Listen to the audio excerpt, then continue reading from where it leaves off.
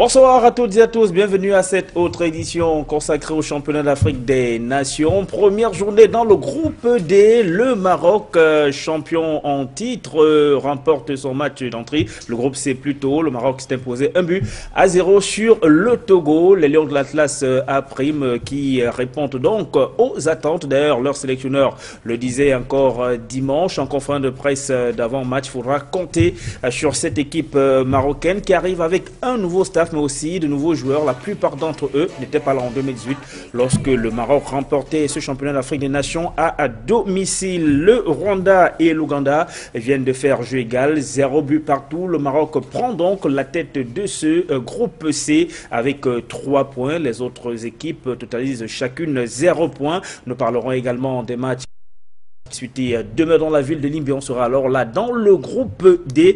Nous allons décrypter tout à l'heure cette journée dans le groupe C, cette première journée dans le groupe C avec cette victoire marocaine. Le temps d'accueillir les invités en plateau. Nos chers experts, Clément Zeko, bonsoir et bienvenue. Bonsoir Hippolyte, bonsoir aux téléspectateurs, bonsoir à l'ensemble des copanélistes. Bonsoir Charles.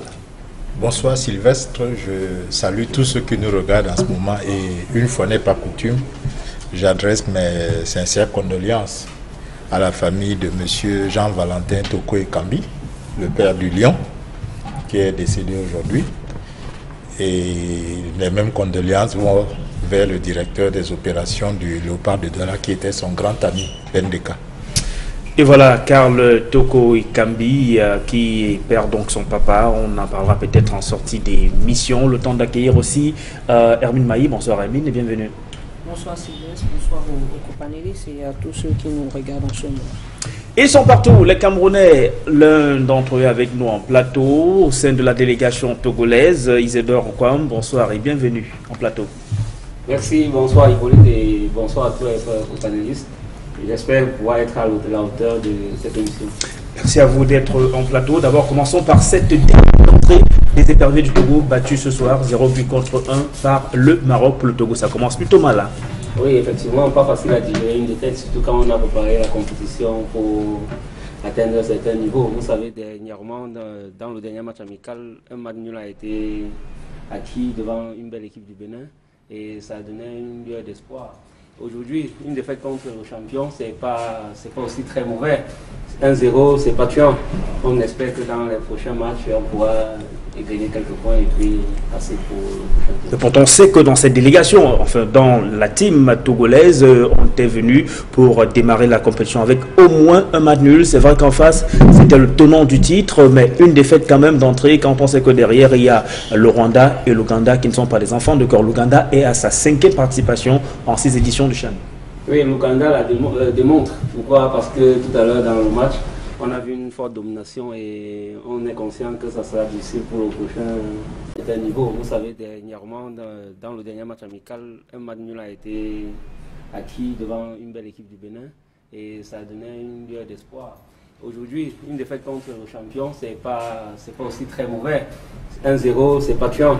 On espère que dans les prochains matchs, on pourra gagner quelques points et puis passer pour le prochain tour. Et pourtant, on sait que dans cette délégation, enfin dans la team togolaise, on était venu pour démarrer la compétition avec au moins un match nul. C'est vrai qu'en face, c'était le tenant du titre, mais une défaite quand même d'entrée quand on sait que derrière, il y a le Rwanda et l'Ouganda qui ne sont pas des enfants de cœur. L'Ouganda est à sa 5e participation en 6 éditions du CHAN. Oui, l'Ouganda la démontre. Pourquoi? Parce que tout à l'heure dans le match, on a vu une forte domination et on est conscient que ça sera difficile pour le prochain match.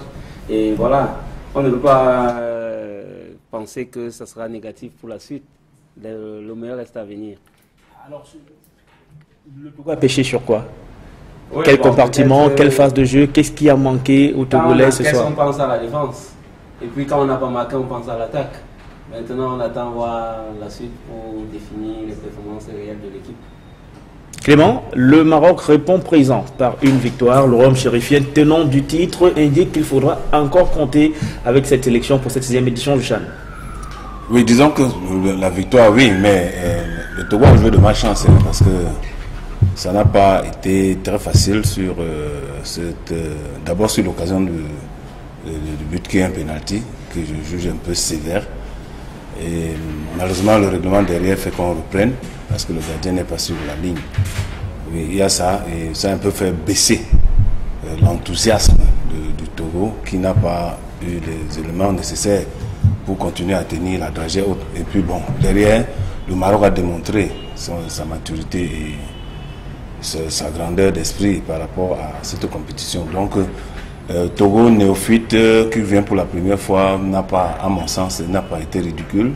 Loin de là, a joué un peu de malchance et nous devons croire que ils vont se reprendre, ils ne vont pas baisser la garde parce que voilà une équipe qui commence très bien une rencontre, qui mène même les opérations, mais malheureusement après le but, ils n'ont pas eu la ressource nécessaire mentalement parlant pour de continuer à aller vers l'avant. Et ils ont donc laissé la direction au Maroc. Le Maroc a déroulé tranquillement. Charles Mongambien, vous enlevez Hakim Ziyech et quelques autres lions de l'Atlas. La plupart de ceux qui sont à Douala pour jouer ce CHAN sont de l'équipe première. Beaucoup d'entre eux étaient d'ailleurs à la CAN l'année passée en Égypte. Oui, je vous ai dit que hier, je pense que le Maroc a un bon championnat. Et donc les joueurs ne sentent pas l'obligation de s'expatrier pour faire une bonne carrière de footballeur. À ce moment-là, ça rend stable l'équipe nationale. Parce que nous souffrons parce que chaque fois qu'un joueur brille, même au CHAN, là, ceux qui vont briller vont partir dans les 2 mois qui suivent. Et donc, à la prochaine compétition, il nous faudra trouver de nouveaux joueurs. C'est un peu le cas dans les pays dont les championnats ne sont pas tout à fait bien organisés, ne sont pas au niveau. Mais moi, je dirais que pour ce match de cet après-midi, le score n'aurait pas été le même s'il y avait la VAR. Je pense que le Togo peut regretter la VAR au cours de cette rencontre. Qui va entrer dans la compétition à partir de la phase éliminatoire. Parce que le Maroc obtient un pénalty vers la 10e minute. C'était ça le vrai pénalty, à mon sens. Le deuxième est un peu tiré par les cheveux. Parce que ce joueur, au moment de faire le geste pour frapper son ballon, le ballon est décalé. Il est obligé d'aller le chercher et le défenseur passe sans le toucher et c'est lui qui tire, qui frappe le défenseur. Moi, à Abid, je ne siffle pas parce que il a mal géré son amorti et le ballon était en train de lui échapper. Et il n'a pas été, de ce joueur ne l'a pas touché du tout. Mais c'est là qu'on met le pénalty. J'ai l'impression qu'il a voulu se rattraper parce qu'on a dû lui dire à la pause que tu as laissé passer un pénalty tout à l'heure. Donc je crois que, mais globalement, quoi qu'on dise, le Maroc a joué tout en contrôle. C'est-à-dire qu'on a vu toute la panoplie. On a vu la panoplie de l'équipe qui compte aller loin. Et donc qui alterne des phases où elle met un petit peu de pression et les femmes où elle calme le jeu pour s'économiser. On a vu ça. On a vu qu'à un moment donné, quand elle sentait que le Togo voulait monter en régime, elle hachait le jeu. Il y avait plein de fautes. Ça cassait un peu le rythme, on tombait, on tenait la jambe, même pour une broutille, et ça cassait l'élan du Togo. Donc il y a eu de beaux jeux par moment, mais il faut dire que le serial buteur était transparent. Celui qui a marqué 9 buts. Le numéro 9. À la dernière, le numéro 9 qui a marqué autant de buts que son numéro à la dernière édition. Il a été vraiment transparent cet après-midi. Mais, à mon sens, le Togo n'est pas tout à fait mort dans cette compétition. On a vu, il y a quelque chose dans cette équipe. Et je ne serais pas étonné que son prochain match soit épique. L'apprentissage pour le Togo démarre de manière difficile dans cette compétition. Le Togo vient au CHAN pour la première fois. Ça a commencé malheureusement pour cette sélection par le champion en titre, le Maroc. Moi, je pense pas que ce soit malheureusement. Il aurait fallu justement que le Togo commençât par justement le champion à titre pour essayer de juger de manière véritable l'état d'esprit et même le niveau de cette équipe ou alors sa capacité à rentrer dans les grands rendez-vous. Et je crois que nous sommes tous unanimes sur le fait qu'aujourd'hui, au sortir de cette rencontre, le Togo peut avoir beaucoup de regrets parce que perdre 1-0 contre le Maroc et ceci sur penalty, c'est-à-dire qu'il y avait justement des ressources ou alors on aurait pu dans la moindre limite, avoir ne serait-ce qu'un match nul. Quand vous avez regardé le jeu de fond en comble, il y avait de très très belles choses côté togolais, surtout la construction du jeu, les phases de transition, les phases offensives. Moi, ça m'a étonné. On a vu une équipe togolaise qui joue un peu du tiki-taka à la marocaine. Et c'est pour cela, aujourd'hui, vous savez, hier, quand on regardait les équipes du Maghreb, on savait que ce sont des équipes qui aiment le ballon, qui aiment le tiroir et ainsi de suite. Mais ils ont su justement greffer à cette technique qui est certainement naturelle autre chose. Et Charles l'a dit tout à l'heure, l'agressivité, quand on sent que justement l'adversaire monte d'un cran pour essayer de casser le rythme. Et moi, je le dirais, il y a certainement un manque de maturité ou alors de justesse devant la surface de réparation côté togolais, parce que Togo aurait pu marquer au moins 2 buts aujourd'hui. Moi, j'ai vu des phases de jeu au minimum 3, comme ça, où elles avaient cet échange de passes de l'arrière vers l'avant, quasiment sur 9 à 10 passes. C'est pas n'importe qui le fait, surtout contre une équipe marocaine qui est bien resserrée, ceci à tous les niveaux. Donc aujourd'hui, on va dire justement, moi je l'avais dit hier, que le Maroc partait favori, ils feront certainement le job parce que c'est une grande équipe pour une entrée en matière. Et il aurait fallu justement, au-delà de ne pas avoir fait une belle prestation, ne serait-ce que justement marquer le coup comme ça d'entrée en remportant cette rencontre par un novice. Mais aussi, il faut saluer la mobilisation autour de cette équipe togolaise. C'est de très très belles choses. Et elle est un peu à l'image de l'organisation de son équipe. Donc moi, je pense que les poulains de Jean Poulabalo peuvent avoir certainement des regrets, mais ils devraient justement continuer à travailler pour finir la tactique nécessaire pour aborder les prochaines rencontres. Et comme on le disait tout à l'heure, pour le Maroc, le Togo a également beaucoup de joueurs à ce CHAN qui évoluent à l'équipe première avec le Leroy, qui est d'ailleurs à Douala avec cette équipe togolaise et qui, tout à l'heure on l'écoutera, déplore quelques décisions de l'arbitre, notamment ce penalty accordé au Maroc, mais il y a également cette réalité. Au Togo, le championnat ne se joue pas depuis pas mal de temps. Oui, effectivement, ce sont les mêmes problèmes un peu partout en Afrique. Vous savez, quand il y a des litiges, on ne peut pas jouer au foot. Pourtant, le terrain devrait être primé. Maintenant, il faudra que la présence de Claude Leroy nous aide à faire mieux. Parce que sur le plan psychologique, certainement, dès le prochain match, il va apporter quelque chose pour que les gamins puissent se développer un peu plus. Surtout qu'ils ont un peu plus d'espoir avec cette compétition d'accéder à l'équipe première. Donc je crois que d'ici à là, tout ira mieux. Et on va maintenant rentrer dans le box des réactions. Le capitaine de la sélection togolaise, Kate Nyama, capitaine du Togo, au micro de Gladys Sidé, parle de cette défaite face au Maroc. On l'écoute. On a essayé de faire le maximum. Nous avons joué contre l'équipe championne en titre. C'était pas facile. Ils étaient plus matures et plus expérimentés que nous. Donc on a joué avec nos moyens. On n'a pas été ridicule. On a essayé de faire ce qu'on pouvait faire, mais malheureusement, Damchan n'était pas de notre côté. Oui, on sait qu'on n'a pas droit à l'erreur. Donc on doit penser d'abord récupérer et puis préparer le match prochain. On a une équipe jeune, contrairement à l'équipe du Maroc. C'est l'équipe dénatrice du trophée, c'est l'équipe championne en titre. Donc l'expérience nous a un peu manqué. Mais on n'a pas été ridicule. On a essayé de faire ce qu'on pouvait faire. Yaïs Honor, défenseur de cette équipe d'éperviers du Togo à Prime, pense comme Clément Zeko et les autres que rien n'est perdu. Il y a encore 2 grosses rencontres avant la fin de la phase de groupe de ce championnat d'Afrique des Nations à l'écoute. Bon, ça a été un peu compliqué, mais on n'a pas démérité. Au moins, on devait aussi partir aussi avec le match nul, ça serait mieux. Mais malheureusement, bon, on part avec 0 point, mais c'est pas grave. On va essayer d'oublier le match et penser au match suivant. Oh, qu'est-ce qui aura manqué? Je dirais, bon, je sais pas trop, mais on a fait ce qu'il fallait, on a fait ce qu'on peut. On a essayé de bousculer un peu. Au début, on a voulu voir ce qui peut se passer. Donc, vous avez vu, on a vu qu'on peut faire quelque chose et deuxième mi-temps, on s'est lancé dessus. Ça n'a pas mordu, donc c'est pas grave. Ouais, bien sûr, on est confiant pour la... Ce n'est pas lui le sélectionneur, c'est Jean-Paul Abalo, mais Claude Leroy accompagne ses enfants, comme il les appelle bien, ses éperviers à Prime, dans cette aventure, leur première en championnat d'Afrique des Nations. Comment a-t-il trouvé ce match contre le Maroc, surtout cette défaite? Claude Leroy trouve qu'il y a des choses à redire. On a beaucoup de pouvoir, le Togo c'est le petit, le Maroc c'est le grand, mais moi je suis là en observateur de mon équipe, mais je pense que c'est invraisemblable. Le pénalty non sifflé pour nous et le pénalty sifflé pour Maroc est à retirer. Et voilà, quand on a un entraîneur aussi expérimenté que Claude Leroy, même ce n'est pas lui qui est sur le banc, mais ses conseils, ce qu'il peut apporter, quand on sait qu'il peut vous tendre la main, vous pêchez chez les A' pour vous ramener chez les A, ça peut booster le moral.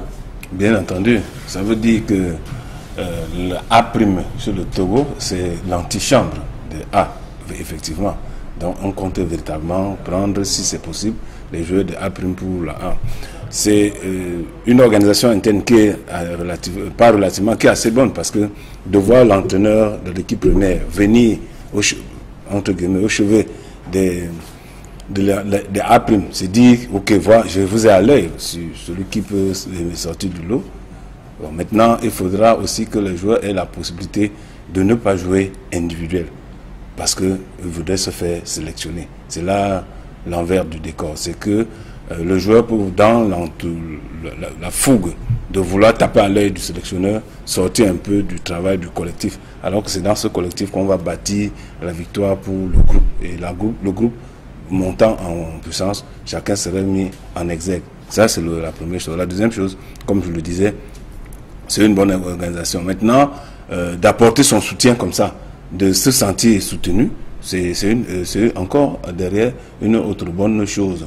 Donc le Togo démontre là qu'il y a une organisation interne, qui a des liaisons, peut-être des atomes crochus entre les staffs techniques pour pouvoir bien manager l'ensemble et apporter une bonne contribution. Et on comprend là que le Togo voudrait et accorde une importance à ce CHAN qui, pour lui, peut-être pas.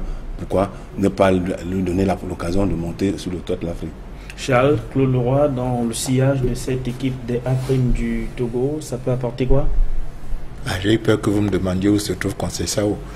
Bon, en fait, Conceição a été présent à la séance d'entraînement des A' à ce jour. Ah d'accord, tant mieux. Donc il est là en ce moment. Donc, non, c'est important de... Vous savez, moi, j'ai souvent proposé ici que pour résoudre le problème des joueurs locaux qui s'opposent au Cameroun en permanence, où on estime que il n'y a pas... Quand je dis Cameroun, je l'étends à toutes les nations. Hein, c'est-à-dire que on estime que les nations qui ont beaucoup de footballeurs professionnels en Occident, ces professionnels ont tendance à prendre toutes les places et les joueurs locaux qui jouent au pays ont du mal à intégrer l'équipe nationale.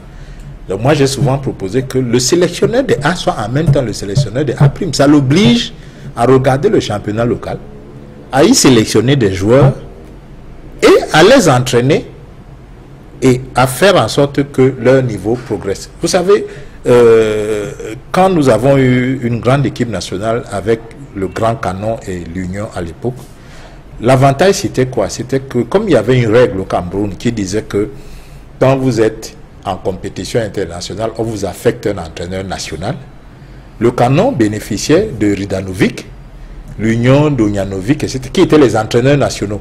Et quand on voit les joueurs de près chaque matin aux entraînements, on avait 11 joueurs du Canon à l'équipe nationale. Et quasiment 7 à 8 de l'Union de Douala. C'était pas fortuit, c'est que c'est ces équipes qui étaient les fleurons qui allaient aux compétitions internationales. Donc je crois que le roi, lui, il aime déjà découvrir les joueurs.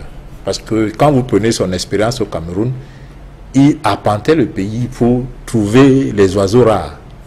On lui attribue, c'est vrai que c'est discuté, la découverte de Mambi, Kekana, mais au moins c'est lui qui leur donne la chance de jouer à ce niveau, même s'il ne les découvre pas, il leur donne quand même la chance. Je me souviens qu'il a fait un stage, je crois, au Brésil, des trucs comme ça à l'époque, sauf si je me trompe, mais c'est quelqu'un qui aime faire découvrir aux gens de nouveaux talents.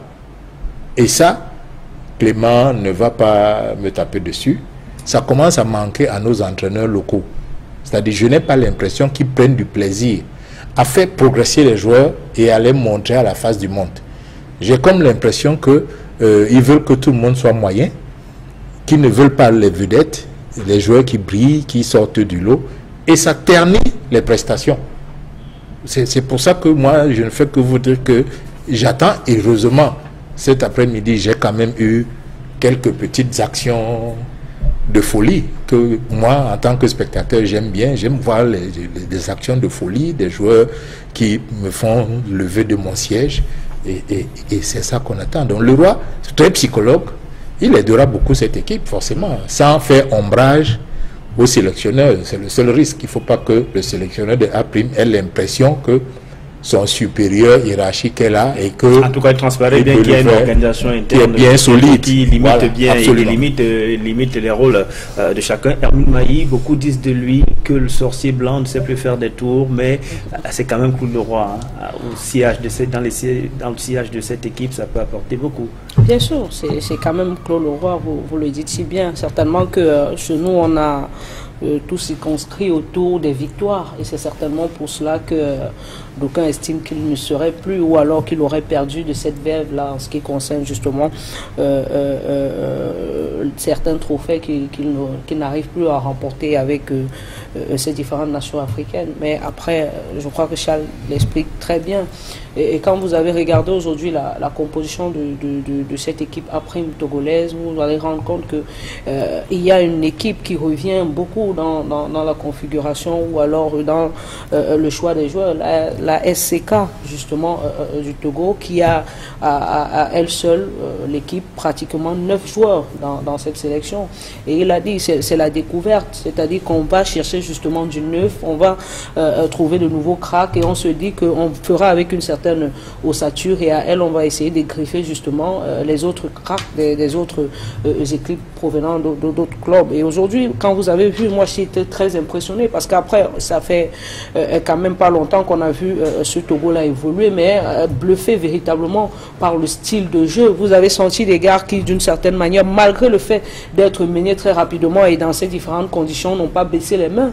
Non, non, ils ont joué, ils ont imposé du jeu, ils ont tenu tête carrément au Maroc. J'ai dit, sur le plan du jeu, c'était assez discutable. Il faut regarder et analyser aujourd'hui les statistiques quant à la possession de balle. On sait que généralement, côté marocain, ils aiment bien s'accaparer du ballon, le garder et tout. Aujourd'hui, c'était pratiquement dans l'élaboration du jeu du 50-50. Et quand vous voyez une équipe jouer comme ça, vous sentez cette touche. Et quand on parle, cela participe de l'organisation globale et générale aujourd'hui, ou alors de l'impulsion que l'État togolais voudrait donner à son équipe nationale. Et c'est très très appréciable parce que quand vous avez regardé la préparation du Togo, vous avez regardé son arrivée même au Cameroun, aujourd'hui la mobilisation de tous les fans, les supporters, comment est-ce que c'était encadré et tout, vous comprenez que ça se prend au sérieux là-bas de ce côté et c'est pas de nature justement à pouvoir être balayé d'un revers de la main. Voir comme ça aujourd'hui Claude Leroy au chevet de cette équipe en tant que sélectionneur de l'équipe première, c'est pas étonnant pour moi quand on sait qu'il y a une certaine politique qui veut aujourd'hui que ce soit véritablement comme ça. Et je crois que Charles l'a dit, c'est comme ça que cela devrait être dans les normes. À chacun son modèle. On y reviendra peut-être le temps de retrouver Gladys Sidié, qui est notre lionne indomptable pour ce championnat d'Afrique des Nations. Elle était au stade de la réunification, elle et son équipe, ce lundi. D'abord, autour du stade, une belle affluence, grosse ambiance vécue et captée par elle et Emos Fongoy. Juste derrière, on vous parlera également de cette situation plutôt rocambolesque et déplorable. Beaucoup de personnes dans la ville d'Olan ont du mal à circuler aujourd'hui parce que les principales artères étaient bloquées. D'abord, Gladys Sidié.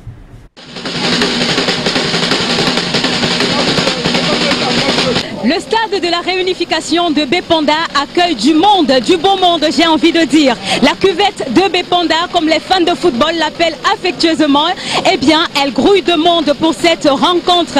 C'est la première concernant le championnat d'Afrique des Nations. À suivre Maroc-Togo. Et les supporters sont sortis de chez eux bien plus tôt, 2 heures, 3 heures parfois même. Et ce sont de longues files d'attente qu'on peut voir à l'entrée de ce stade. D'un autre côté, des groupes de danse, des personnes qui ont développé du petit commerce juste à côté. Véritablement, c'est une ambiance de célébration.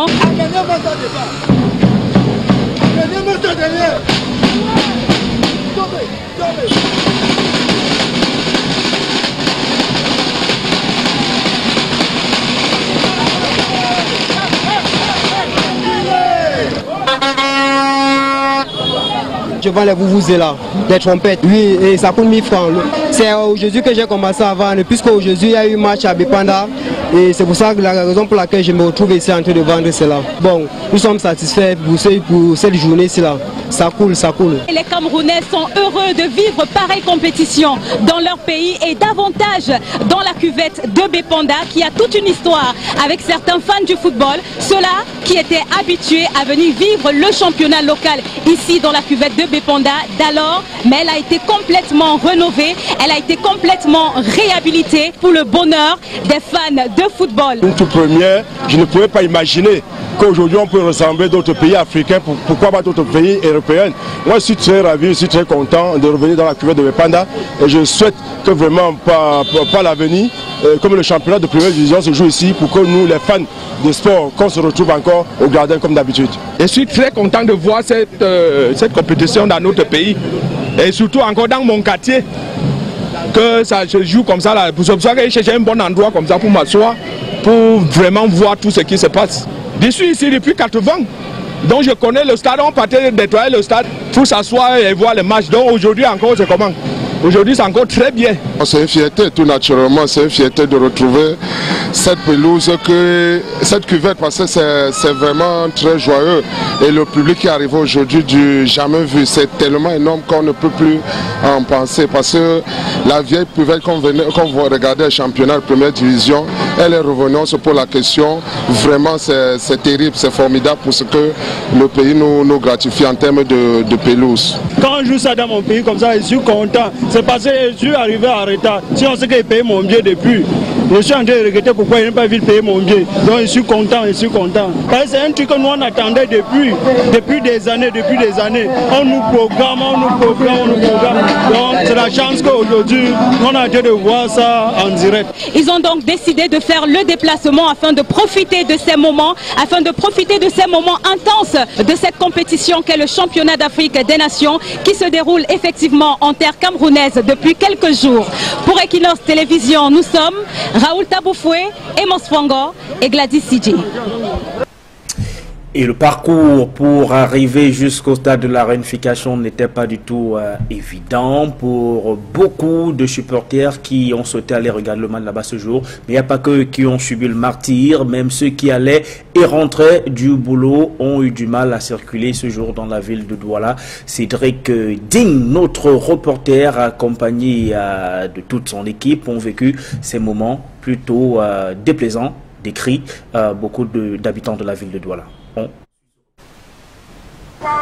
Depuis le lancement du championnat d'Afrique des Nations le 16 janvier dernier, l'ensemble du Cameroun vibre au rythme des rencontres, y compris la cité économique Douala. Principale ombre au tableau, les différents axes routiers menant au stade sont sujets à des embouteillages géants du fait des déviations devant permettre la circulation des délégations présentes pour la compétition. Une situation plutôt mal vécue par les Doualais. Déjà, nous sommes à partir de 14 h maintenant. Je viens comme ça de Bopi. Déjà au niveau de Terzako, Onisport, la circulation ne descend plus pour aller au feu rouge. Quittant de l'école publique d'Edo, la circulation ne descend plus pour aller au feu rouge Bessengue. Je me demande que le match est à 17 h, de 17 h jusqu'à 22 h.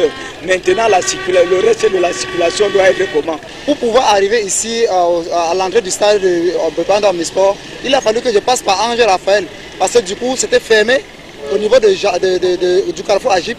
Il a fallu que je passe par Angers Raphaël pour pouvoir arriver ici. Au-delà des incongruités dues à la modification du trafic routier, se rajoute le problème du rallongement du trajet quotidien des usagers, avec forcément l'augmentation des tarifs de transport. Parlant de mes activités que je mène, et ça me coûte beaucoup en transport justement parce qu'il va falloir payer plusieurs niveaux de transport pour ce que je devais payer en un seul trajet, autant pour moi. Je le paye en 3 trajets, 4 voire 4 trajets et du coup ça me coûte en finance. Une situation qui exaspère les habitants de la ville de Douala qui voient leurs activités quotidiennes sérieusement impactées par les bouchons qui se créent à l'approche des rencontres. Ça bouge tellement aux activités. Déjà de Dokoti, Carrefour, Bonabéry, l'arse ne descend plus. Donc on retourne les gens. À partir de Mopi, on ne monte plus. Donc j'ai contourné pour aller au niveau de Carrefour Agip. Deuxième jour de compétition dans la ville de Douala et cette fois-ci direction le stade de la réunification de Bépanda. Déjà, pour y arriver, ce n'est pas évident du tout. Les citoyens ont dû braver les embouteillages monstres et le fait que les autorités aient barricadé la plupart des axes principaux qui mènent jusqu'ici, une situation qui vient empiéter sur le quotidien des Camerounais qui sont obligés pour certains de payer des tarifs de transport triples parfois pour pouvoir éviter le piège des bouchons qui s'est formé dans la ville de Douala. Depuis le stade de la réunification Bépanda Omnisport, nous sommes Farel Bounia, Charles Sekome et Cédric Ding. Et pour arriver sur ce plateau, il lui a fallu simplement partir d'un niveau à un autre, sans embouteillage. Nana Paul Sabin, le monsieur coulisses du championnat d'Afrique des Nations 6e édition est en plateau avec nous. Bonsoir Sabin et bienvenue. Bonsoir Sylvestre et bonsoir nos très chers téléspectateurs. D'abord un mot sur cette situation avec les embouteillages dans la ville de Douala. Tout est dit, hein, ça a un impact très négatif sur la circulation, la mobilité même des usagers de la route. C'est vrai qu'au départ, le maire de la ville a bien indiqué l'itinéraire que devait emprunter le cortège. En ce qui concerne le stade de la réunification de Douala, il était indiqué que comme les équipes de délégation logent à Bonandior et à Akwa, alors le cortège ou alors ces délégations vont s'ébranler en passant par Carrefour, ancienne direction des douanes, Carrefour soudanaise, Carrefour ancienne d'Alip, Carrefour Equinox, Feu Rouge de Senghai et entrée de 3 morts. C'est clair, c'est défini depuis, mais sauf qu'on est surpris qu'après le passage des différentes délégations, la circulation reste bloquée pendant des heures, depuis 14 h jusqu'à autour de 20 h, 22 h, 21 h. Ce n'est pas normal. Je crois qu'on pourrait organiser autrement. Après le passage dans des équipes, ouvrir la circulation et attendre au moment où ces équipes reviennent du stade pour pouvoir prendre les dispositions afin que ces équipes circulent normalement. Donc ça a sérieusement impacté l'activité dans la ville de Douala, une ville économique en plein centre-ville d'Akwa. La faute également peut-être à nos dirigeants, à nos gouvernants qui n'ont pas, on n'a pas assez de routes, puisqu'on a vu qu'ailleurs ces compétitions sont organisées, on n'a pas ces situations ailleurs. Est-ce que c'est pas aussi dû au fait que, Sylvestre, excuse-moi, comme il y a 2 matchs, les délégations du deuxième match ne partent pas en même temps que les délégations du premier match. Pas du tout, pas du tout. C'est pour ça qu'ils ne peuvent pas ouvrir, parce que s'ils ouvrent, les deuxièmes délégations vont certainement partir vers 18 h. Non, vous savez très bien que les équipes, les officiers engagés dans le match doivent être au stade 2 heures avant, 1 h oui. 32 pour trouver. Voilà. Donc, pour le match de 14 h, les équipes sont attendues autour de 15 h au stade. Pour le match de 17 h. Pour le match de 17 h, c'est 15 h. 15 h. Et pour celui de 20 h, c'est 18 h. Et ils arrivent avant le coup d'envoi de 17 h. Et pour le match de 20 h, ils sont attendus au stade autour de 17 h, 18 h. Oui. Donc, entre 16 h, parce qu'on est supposé que si je passer pour pas 17 h, je vais passer depuis 15 h. Donc, entre 17 h et 18 h, on peut quand même ouvrir. Le problème, c'est que parfois, ici, quand vous ouvrez, vous ne pouvez plus rattraper la situation. De toutes les façons, il y a peut-être d'autres façons d'organiser cela. Charles, c'était prévisible pour vous qui êtes un Doualais et qui savait que la capitale économique du Cameroun a un sérieux problème de route praticable. Ce plan de circulation qui a été défini devait forcément aboutir à cette situation? Oui, forcément, on n'a pas de route, mais surtout, on n'a pas de transport en commun. Parce que si on avait suffisamment de transport en commun, on aurait dit aux habitants de Douala qui ont des véhicules garés pour le Chan, prenez des autobus qu'on va mettre à votre disposition. Vous êtes à Bonam Sadi, il y a un autobus qui va de Bonam Sadi à Bonandior. Garez votre véhicule pour ne pas encombrer la situation. Laissez les transports en commun circuler au maximum les jours de match. Ça aurait pu être fait comme ça. Et je crois qu'on aurait pu gérer. Malheureusement, de ce côté-là, on n'est pas nanti. Moi, regardez la situation du stade de Japoma. Si vous voulez aller au stade de Japoma pour le match et que vous voulez éviter Ndokoti, le Baba, etc., vous êtes obligé de passer par le marché des fleurs au cours de midi 13 h, et aller attendre chez quelqu'un l'heure du match pour y aller. Alors que, j'imagine par exemple, vous imaginez au niveau de Bali, c'est Bali, il y a une église là, je ne veux pas citer l'hôtel pour ne pas faire la publicité. L'hôtel Somatel. Non, l'hôtel Somatel. À côté de Somatel, on aurait pu mettre même des autobus qui font le transport interurbain, 70 places, etc., 500 francs, 1000 francs. Les gens iraient prendre le bus plutôt que d'aller à Japoma en voiture, avec leur propre voiture. On met le bus VIP, 1000 francs. Moi, je préférais le prendre. On met le bus normal pour tout le monde, 300, 500 francs, 70 places. Alors vous voulez dire que c'est parce qu'il y a aussi un nombre important de véhicules en circulation? Oui, oui, il y a beaucoup de véhicules en circulation, il y a beaucoup de motos. On aurait pu discuter avec les gens des motos. Ça fait partie des éléments de relations publiques et de communication avant la compétition. Et justement, c'est parce que la mairie de la ville, c'est demain mardi, qu'elle organise une rencontre avec les acteurs de ce secteur transport moto-taxi pour, dit-on, appeler les uns et les autres à une bonne conduite sur la route, une bonne tenue. C'est très juste, mais il faut quand même dire aux populations, que quand vous habitez une compétition comme ça, elle ne peut pas se dérouler sans quelques désagréments. Ça, c'est évident. On doit s'habituer. Pour la grande CAN, ce sera pire que ça, parce qu'il y aura 24 équipes et il y aura plus d'engouement. Et on espère qu'il n'y aura plus au coronavirus. Donc, ce sera un peu plus grave. À charge pour nous tous, soit de décider qu'on travaille en demi-journée, que tout le monde travaille jusqu'à 13 h, et qu'à ce moment-là, vous rentrez chez vous, vous garez votre véhicule, et vous prenez le transport en commun pour aller au stade. On peut s'organiser si on s'y prend à temps. 3-4 mois avant, on commence à conscientiser, on peut gérer. Et Clément, c'est aussi parce qu'il n'y a pas eu, certains le disent, un travail de préparation des consciences à ce qui allait arriver. Oui, oui. On a oublié que cet événement attire la foule et que les gens viennent de part et d'autre. Et que la ville a déjà les problèmes en temps normal. Et comme on va entrer dans une situation anormale, entre guillemets, il faudra prendre des dispositions pour juguler ces situations-là. Malheureusement, ça n'a pas été le cas. Parce que la discussion qu'on fera avec les transporteurs, les moto-taximens, demain, on l'aurait fait il y a 6 mois, on l'aurait fait il y a 1 an, que progressivement, on aurait même mimé, dit que ok, pour cette période-ci, voici comment nous allons nous comporter. On essaie un peu de voir, et on essaie un peu d'harmoniser. Malheureusement, ce n'est pas le cas.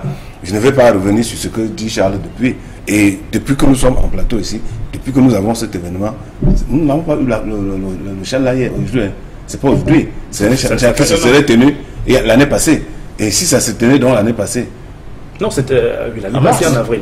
Avril, oui. Oui, l'année passée, nous sommes dans l'année passée en avril. Nous sommes en 2021. En 2019, en 2020. Voilà, nous sommes en 2021. Si ça se tenait en 2020, là, qu'est-ce qu'on nous fait? Entre-temps, on a eu quand même quelques artères de route ouvertes. Même comme ça, ça ne jugule pas un certain nombre de choses. Donc nous n'avons pas pensé aux à côté. Et c'est pour ça qu'hier nous disions que on a comme l'impression que l'organisateur ne comprend pas son organisation. Et ça fait en sorte que tous ces désagréments-là sont visibles. Erwin, vous faites peut-être partie de ceux-là qui ont dû se livrer à des exercices physiques et sportifs aujourd'hui, parce que beaucoup ont dû faire le parcours à pied jusqu'au stade. Bien évidemment, moi j'ai dû parcourir pas moins de 2 à 3 kilomètres justement pour allier l'aile qui me permettait d'entrer au stade. Mais ce que je vais dire, c'est que vivement que la communauté urbaine et tous ceux qui sont en charge de l'organisation de cette compétition puissent véritablement causer avec ceux du secteur du transport, parce que ce que j'ai vu aujourd'hui à Bépanda, plus précisément avec les motos taximans, c'est pas évident. Vous savez, on avait des motos qui étaient garées sur au minimum 10 km, et ceci sur des routes. Des fois avec des bensiculeurs dessus, qui font énormément de bruit, n'ayant pas peut-être eu l'accès au stade, ou alors se disant, bon, nous on va vivre notre compétition à partir d'ici, mais étant en route.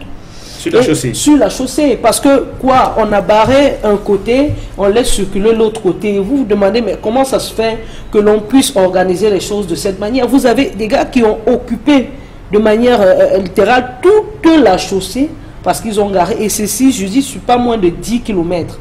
Pas moins de 10 km, c'était pas possible. Il y avait tout un vacarme, tout un désordre. Si vous n'êtes pas d'ici, vous ne connaissez pas le système, le fonctionnement, je crois que vous serez perdu.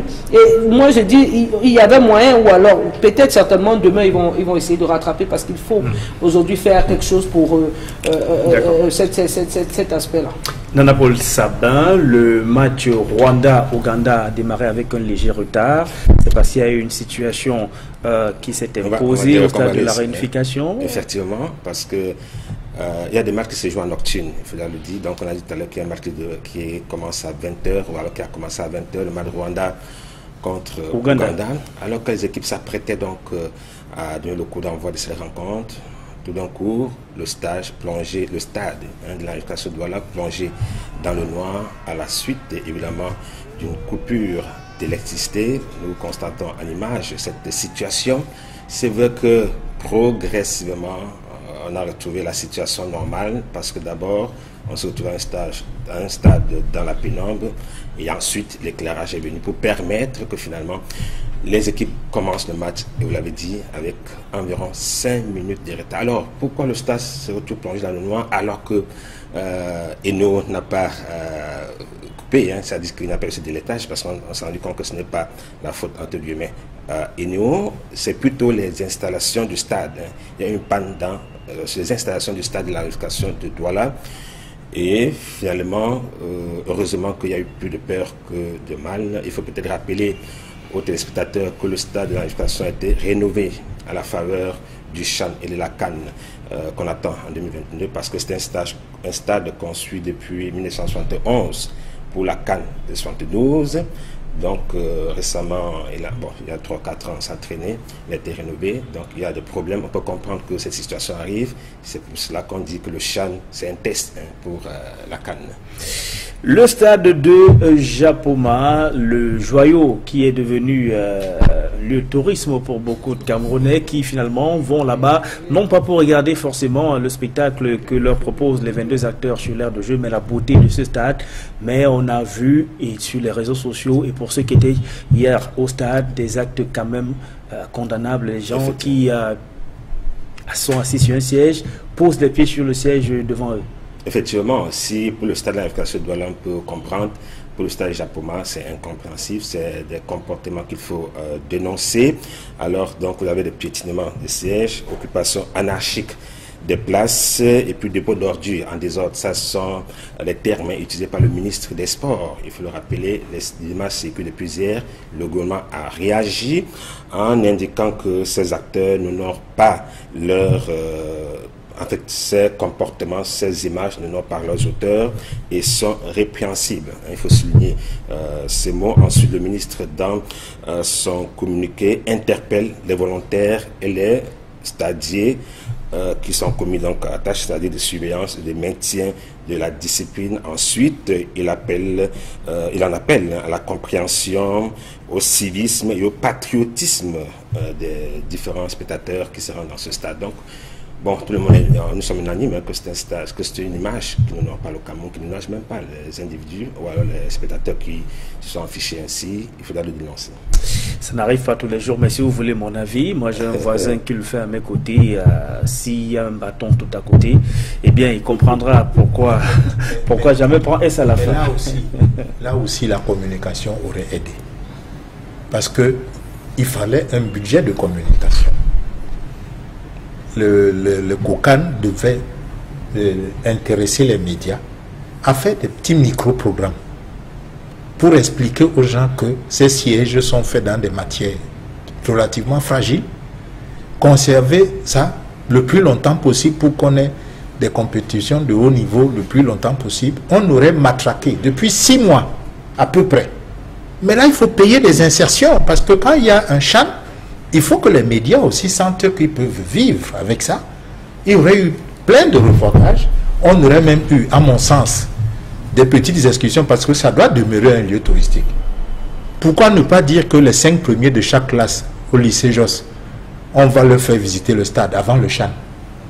On les met dans un bus, ils vont au stade et on teste les volontaires pour leur dire, bon, expliquer donc le stade aux élèves. Ils auraient visité tout le stade, on leur aurait montré à quoi c'est le siège, pourquoi on le rabat, pourquoi on peut, et tout ça. On aurait fait ce travail 6 mois avant de communication, parce qu'il faut un budget conséquent. On ne peut pas avoir de si belles infrastructures, si neuves, et on les vendange comme ça. C'est une proposition, Charles, mais il faut aussi comprendre que il y en a qui excellent dans les civismes. Comment comprendre que il faut des caméras et des stadiers pour l'ascension. Ils vont manger la banane et puis jeter. C'est l'occasion ou jamais de mettre en en utilisation les caméras qui sont placées de part et d'autre. Absolument. Une fois que on vous a capté, on a capté votre image, on vous arrête, on montre à tout le monde que voilà quelqu'un qu'on a arrêté parce que il est entré au stade, il a posé les pieds sur le siège. Si on arrête 2, 3, 4 personnes comme ça, on amène dans les services de police pour leur donner une bonne correction. Les autres seront au courant. Nana Paul Sabin, pour revenir sur la compétition en elle-même, la poule D prend le relais demain et ce sera dans la région du sud-ouest, Buea, Limbe, voilà, sous haute militarisation. Justement, on s'interroge, est-ce qu'il y aura match à Limbe? Évidemment, il y aura match. Le gouvernement a pris des dispositions, des mesures sécuritaires fortes pour permettre que la compétition se déroule que les matchs se jouent à Limbe. Il faut rappeler que la particularité de cette zone ou alors de cette poule, c'est que certaines équipes sont logées à Buea, d'autres à Limbe, et les rencontres se jouent au stade Omnisport de Limbe. Les équipes de délégation sont parties de la ville de Douala. Contrairement à Yaoundé, on n'a pas besoin de prendre un vol, donc on part par route. Donc il y a déjà des hommes à tenue qui vous escortent de la ville de Douala pour l'entrée de la ville du sud-ouest, la ville de la région du sud-ouest, en passant par Bikoko. Et là, il y a le BIR qui prend le relais pour conduire dans les différents hôtels, logements et autres. Nous avons des membres de la CAF qui sont là, les équipes. Aux dernières nouvelles, on a recommandé à tout un chacun d'être très discret dans la ville, de ne pas aborder des tenues qui laissent à penser que vous êtes membre de la CAF ou bien de certaines équipes. D'ailleurs, aujourd'hui, nous sommes lundi, généralement c'est ville morte dans les régions du nord-ouest, dans les zones anglophones, les régions anglophones, mais les équipes ont pu s'entraîner aujourd'hui à Buea, elles ont pu s'entraîner du côté de Limbe, particulièrement la ville de Limbe qui n'est pas totalement morte. C'est une partie de ce territoire qui ne respecte pas le mot d'ordre de ville morte. Donc la vie continue à Limbe, mais on se rend compte que la sécurité, les contrôles sont avancés. Il y a plusieurs postes de contrôle qui franchissent pour se retrouver du côté de Limbe, du côté du stade Omnisport. C'est vrai que cette nuit, on a entendu des coups de fil dans la ville de... Des coups de feu, vous voulez dire? Des coups de feu dans la ville de Buea. Ce n'est pas surprenant, régulièrement il y a ces affrontements et tous ceux que nous avons eu au téléphone impliqués dans cette organisation estiment qu'il y a assez de mesures de sécurité pour permettre que les équipes jouent effectivement à Limbe, partant même de Buea. Donc jusqu'ici pas d'inquiétude, mais il faut être très très prudent. On a les spectateurs, on a les supporters, on a le public sportif qui partira de la ville de Douala pour Limbe, on a les journalistes qui partiront d'ici pour Limbe. Il faut simplement être très très prudent dans cette zone.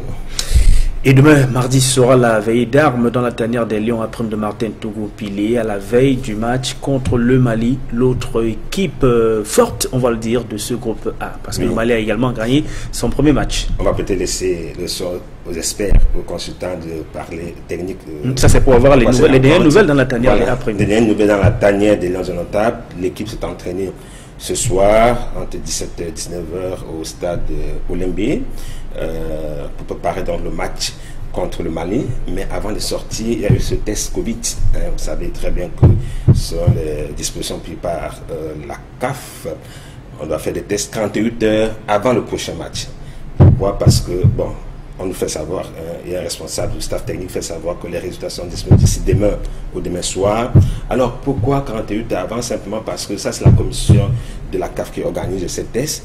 Si par exemple vous pouvez avoir 2 ou 3 meilleurs joueurs, vos piliers qu'on déclare positif coronavirus, on peut estimer que non, c'est un complot contre l'équipe pour faire gagner l'adversaire.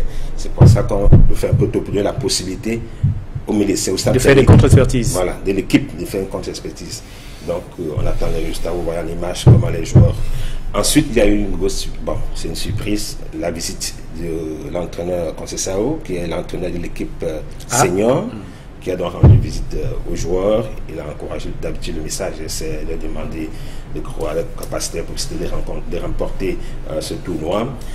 Ils ont bien commencé le tournoi et on les appelle simplement à ne pas trop jubiler parce que le chemin est encore long. Les Lions, c'est pas la première fois qu'ils gagnent un match dans ce tournoi. Les Lions sont arrivés au-delà même du premier tour. Donc l'objectif c'est le second tour. Ensuite, il faut remporter ce titre. C'est l'unique titre, trophée de la CAF, trophée majeur de la CAF qui manque au palmarès du Cameroun. On a gagné 5 titres de champion d'Afrique chez les seniors. Et depuis la création du champ en 2009, le Cameroun n'a jamais remporté cette compétition. On pense que cette fois-ci, bon, en fait, les supporters lions, les Camerounais estiment que c'est l'occasion de décocher ce trophée. Et le Cameroun qui est à sa 5e participation du championnat d'Afrique des Nations. Merci à vous, Nana Paul Sabin, de nous avoir encore apporté toutes ces nouvelles fraîches, ces coulisses et toutes ces images qu'on a vues. On prendra certainement rendez-vous lors d'une prochaine édition avec vous en plateau pour nous plonger au cœur d'autres coulisses.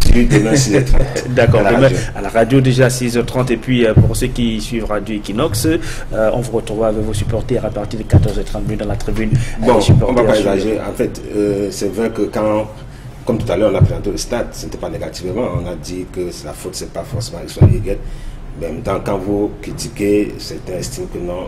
Je vais revenir sur l'affaire des chauffeurs de l'équipe de la délégation nigérienne. Là-bas, tout est rentré dans l'ordre. Mais il y a également ces chauffeurs, des officiels, il faut préciser, Hôtel La Falaise, qui ont menacé ce matin. Pour la prison? Pour la prison, qui ont menacé ce matin de faire grève, simplement parce que eux aussi réclament. Ils disent que depuis que la compétition a commencé, mais heureusement on a pu trouver une solution avant même que le match.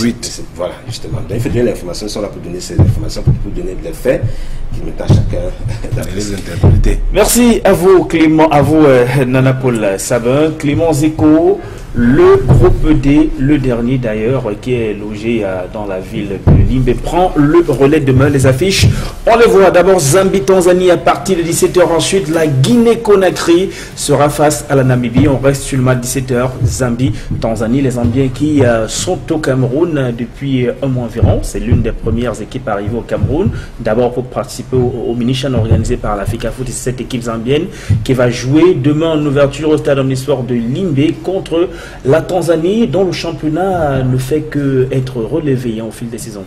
Bien sûr, la présence de la Zambie témoigne de l'importance que cette nation accorde au CHAN et voudrait encadrer son mouvement sportif.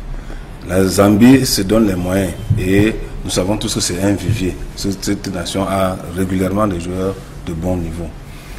La Tanzanie est même déjà devenue, vous l'avez souligné, une destination pour beaucoup d'autres footballeurs. Même les Camerounais partent d'ici pour aller jouer en Tanzanie, alors qu'autrefois quand tu disais je vais aller en Tanzanie, on se demandait bien si c'était pas pour le tourisme. Mais aujourd'hui, l'organisation interne de la Tanzanie par rapport à son championnat et le sérieux mis dans le traitement, parce que c'est à ce niveau-là qu'il y a un problème, le traitement qu'on fait aux joueurs, l'organisation du championnat, un championnat qui peut se jouer en continuité, un championnat dans lequel on peut programmer, c'est-à-dire que je sais que tel jour il doit avoir telle chose, ainsi de suite. Ce sont des manquements que nous notons très régulièrement dans notre championnat. Donc la Tanzanie s'est inscrite dans le processus de bien professionnaliser son foot à travers le respect de l'orthodoxie en la discipline. Donc demain, Zambie, Tanzanie, c'est des voisins à la limite, mais qui se connaissent très bien, qui auront des comptes à se rendre. Donc on peut spéculer sur les confrontations qu'ils ont déjà eu à passer entre eux, mais ça ne va pas justifier la compétition qui commence demain. Parce que cette compétition a sa réalité. Une des réalités aujourd'hui, on le parlait du Togo, qui venait pour apprendre. Mais ce Togo-là, s'il n'avait pas été coupé, cueilli à froid avec la situation de pénalty et autres là, ce Togo aurait donné une autre réplique. Donc, demain, chacun a sa chance. 50-50 pour tout le monde. Et maintenant, sur le terrain, chacun pourra voir qu'est-ce qui va se passer. Charles, les affiches de Limbe, la première, Zambie contre Tanzanie. Oui, je pense que faut rappeler aux gens que la Zambie, c'est le pays de Kalusha Bwalia. Et c'est le pays qui a payé le plus lourd tribut de la participation aux compétitions de la CAF. Parce que tout un avion de joueurs était tombé. Au Gabon, ils ont perdu quasiment toute une génération de joueurs. Kalusha c'était des miraculés qui n'étaient pas fait le déplacement dans l'avion, et sinon on l'aurait perdu également. Donc c'est un pays de foot. Parce que quand je dis Kalusha, les gens voient tout de suite cette équipe qui faisait plaisir à jouer avec des superbes techniciens du ballon, Kalusha en tête, bon gaucher, manière de ballon, football léché. Et c'est des gens qui ont également généralement des attaquants, ils jouent dans les espaces, c'est-à-dire que des attaquants qui vont vite et ils ont de bons passeurs qui les mettent en orbite. Bon, ça fait un moment que leur championnat évolue et qu'ils prennent des étrangers. Parce que le revers des étrangers, c'est souvent que les joueurs locaux risquent de ne plus trouver les places dans les grands clubs. Parce que les clubs qui ont beaucoup d'argent ont tendance à aller chercher à l'étranger. Et comme c'est eux qui sont en compétition africaine, les joueurs locaux commencent en ce moment-là à manquer d'expérience internationale. J'espère qu'ils n'en sont pas encore là et que le sérieux avec lequel ils ont préparé le CHAN va nous donner une rencontre intéressante. La Tanzanie également, c'est des pays qui émergent dans tous les domaines. Ils essayent de s'organiser dans tous les domaines et je crois que là aussi on peut avoir une équipe qui n'a pas de complexe particulier vis-à-vis de la Zambie et ça peut nous donner une belle rencontre équilibrée. La seule chose que mon inquiétude par rapport à ces matchs de Limbe de demain, c'est au niveau du public. C'est ma seule inquiétude. Est-ce que les gens iront nombreux au stade? Parce que Sabé en parlait tout à l'heure, mais il y a un document du ministère de la Défense qui a fuité, qui n'arrange pas les choses. Ce genre de documents ne doivent pas fuiter.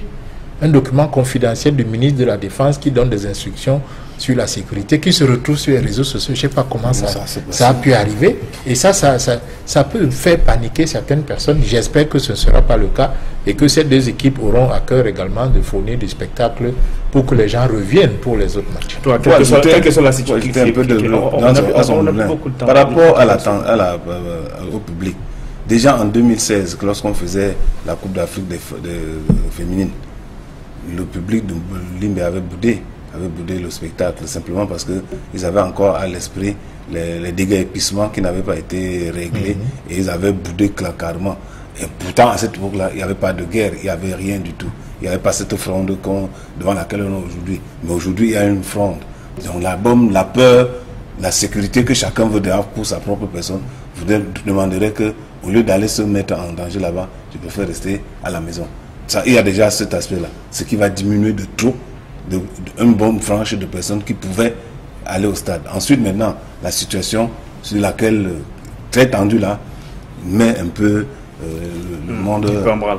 Donc on va rester sur la ligne du gouvernement qui se fait rassurante avec ce fort déploiement sécuritaire effectif dans les villes du sud-ouest, principalement celles qui sont concernées par le CHAN, Buea et surtout Limbe. Hermine Maï, Zambie, Tanzanie, Guinée et Namibie. Oui, surtout Guinée et Namibie, c'est une très belle rencontre, très attendue demain de ce côté. Je pense que c'est un duel véritablement équilibré quand vous avez regardé le parcours des deux équipes, surtout dans cette compétition. Vous comprenez qu'aujourd'hui, il n'y a que les équipes, d'une certaine manière, n'ont pas un véritable écart. Et ceci est dû certainement à l'organisation des championnats en interne. Voyez-vous, à quelques exceptions près, depuis l'organisation ou alors la création du CHAN, on a toujours eu comme vainqueur l'un des pays qui a le championnat le mieux organisé. Rappelez-vous, lorsque c'était la RDC Congo qui était au sommet du CHAN, c'était avec tout puissant Mazembe qui coiffait pratiquement tout sur l'échelle continentale. Mais avec la Libye, c'était pas le cas. Bon, justement, c'est pour ça que j'ai parlé des exceptions. Il y en a toujours. En 2014, la Libye vient certainement faire exception. Mais à deux reprises, Congo, la dernière édition, le Maroc, et je vous ai dit aujourd'hui encore, qui plane sur le continent. Je dis, voilà, et la Tunisie avant, en 2011, bien avant, et ce sont des meilleurs. Quand vous avez sur le plan organisationnel, en interne, le championnat, vous vous rendez compte que généralement, ce sont ces équipes qui émergent. Et aujourd'hui, c'est pour cela qu'on peut voir qu'il n'y a pas une énorme différence. Quand on parle de la Tanzanie, vous savez quand même qu'on a perdu des joueurs majeurs à prime pour aller, qui ont laissé la sélection pour aller en Tanzanie. C'est dire aujourd'hui que la structuration et l'organisation pèsent beaucoup quant aux résultats futurs de ces différents pays. Donc aujourd'hui, on ne serait pas véritablement fixé pour vous dire qui est favori, qui ne l'est pas, quand on sait aujourd'hui que justement, c'est pratiquement l'éveil des consciences et surtout au niveau de l'organisation du football dans tous ces différents pays. Et pour certains, Rick Kwam, c'est ce groupe D, le groupe le moins fort de cette compétition. Oui, il faut se rassurer, il ne faut pas se tromper. C'est la Zambie qui est favori dans ce groupe. Depuis le passage des Verena de ce côté avec la canne qui nous avait rapporté. En 2012. On estime que c'est un pays qui est en émergence, où les jeunes ont vraiment envie. On sait que... C'est aussi vrai que la Zambie a toujours été parmi les pays redoutables du football africain. Avec les Kalusha Bois, il y a parlé tout à l'heure. S'il faille qu'on voie l'histoire, c'est la Zambie qui est favori dans ce groupe. Alors au contraire, nous surprendra au cas où il n'arrivait pas à passer au deuxième tour. Et même sortir à moins des demi-finales dans cette compétition sera la piètre performance de cette équipe-là. Alors, la Guinée, et Tanzanie et autres, ils vont se battre pour une seconde place selon moi. Et ce sera leur vrai niveau. En politique, on parle du résultat des jeunes. En football, on parle du résultat du terrain. On verra bien. Merci à toutes et à tous d'avoir été là ce soir encore. Mesdames, messieurs, merci à vous d'avoir regardé cette autre édition spéciale consacrée au championnat d'Afrique des Nations. Merci à Eric Florent Ouattat, à Emos Fongo, à Raphaël Dipanda Marlise Moukoumou. On n'oublie pas Farel Bounia ou encore Innocent Abega Ouna, Dales Bartel Tchana. Toute cette équipe de techniciens toujours présente pour nous accompagner dans la production de cette édition spéciale consacrée au championnat d'Afrique des Nations. On vous donne rendez-vous, si plaît à Dieu, demain lorsqu'il sera 22 h. Bonsoir.